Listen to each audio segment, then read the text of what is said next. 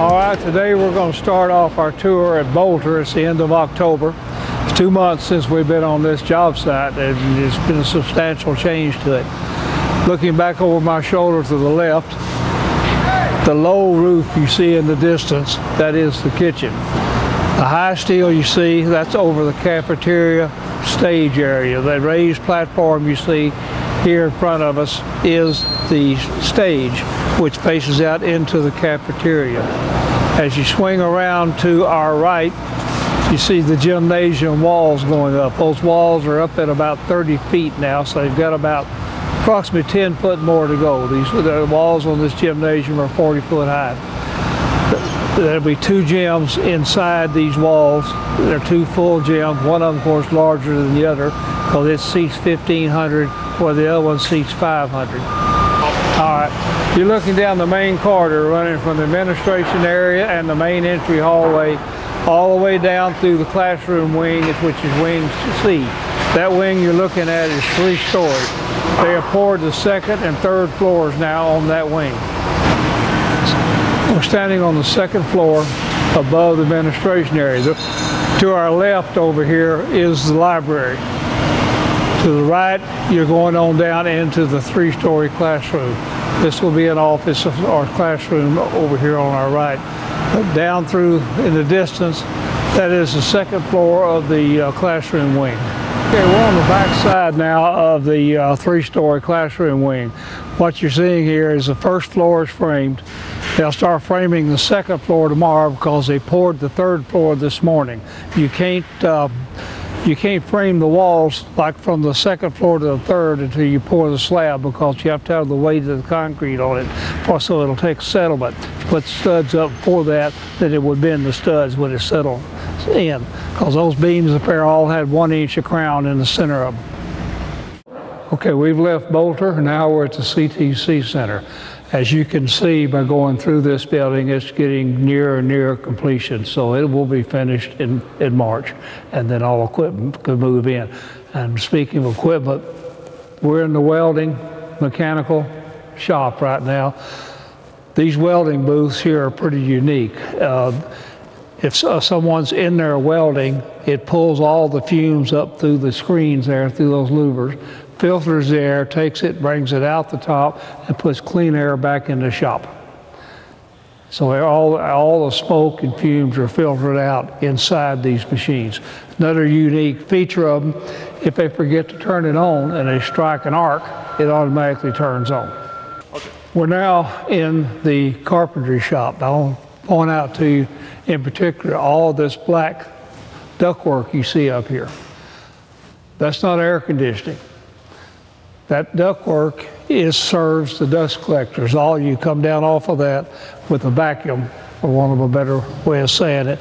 Every one of those, if you'll follow it around, you'll see that it feeds up into the bigger duct and gets bigger as it goes out the wall. In just a minute now, we'll walk outside and show you the vacuum or dust collector machine that's used to suck all this out of there. The air conditioning duct is not installed yet. It's just a duct sock, which means it's canvas. It hangs vertically until you put air in it, then it pops out. And that'll be the air conditioning side. But all that duct work is strictly for the dust collector. Now, what you're looking at here is the interior courtyard located between F wing, where the shops are, and B wing. The rocks out here we salvaged from on site.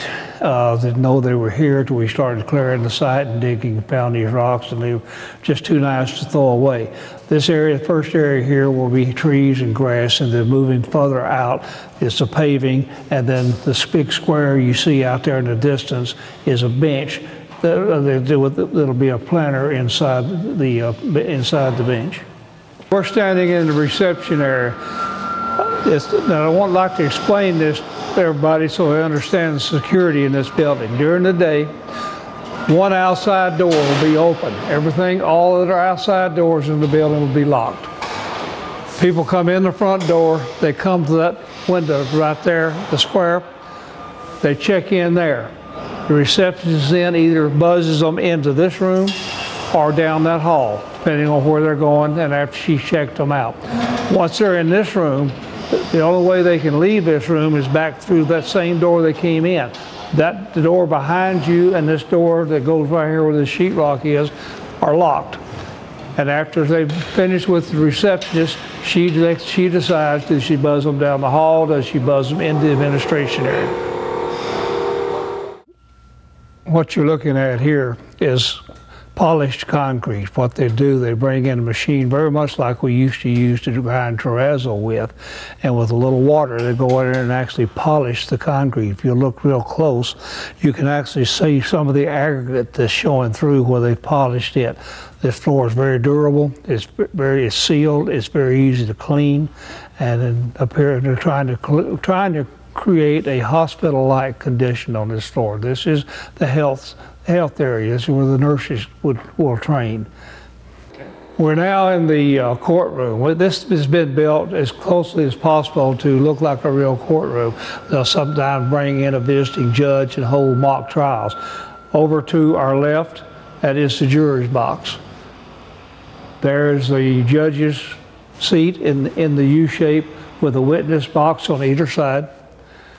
And then you come back where the attorneys and whatever will sit. This, of course, this will all be students. We'll sit here, then this is the audience back in here. We're now standing on the first floor of B Wing. This is basically classrooms on this corridor. The corridor to my left over here goes down through the administration area. You just saw the inside of the courtroom there. These are classrooms for the students studying for the courtroom and studying the law will be in these rooms here. As you go further down the corridor, you get into other classrooms on both sides of the hall, and looking at the far end through the door you see with the two glass sidelights, that is the cosmetology area. Each one of these wings is designed where they can be closed off if they're having an event across the hall in the resource centers. They can close it off where people can't wander all over the building. They could be confined to the main hallway. Okay, we moved into the cosmetology area now. This is basically finished except for the equipment, which should be in here in about another month. You've got all your hairstyling stations double row. So you got 2 double rows of hairstyling station. You've got over here, you've got the pedicure area, you've got the hair wash station, you've got the nails, fingernails. So this is really a true cosmetology center, and they'll be able to, as we talked before, a student that goes through 2 years here will walk out with a license, and conceivably, and a lot of students have to other schools, work their way through college as a cosmetologist while they were learning to be engineers or whatever else they wanted to do. All right. We're looking from the bridge at the front entrance right down Main Street. So trying to get a point where you can see the writing on the wall where that's it, the sheetrock is out, and that says technology. It's what you can't see from here is on the T and the E, the first letters, that's etched in the glass. Where it quits the sheetrock, then it's etched in the glass. That concludes our tour for the month of October. I hope you've enjoyed it. Next month, we will go to Three Lakes Middle School, Moore Middle School, and possibly Rice or Dixie Elementary.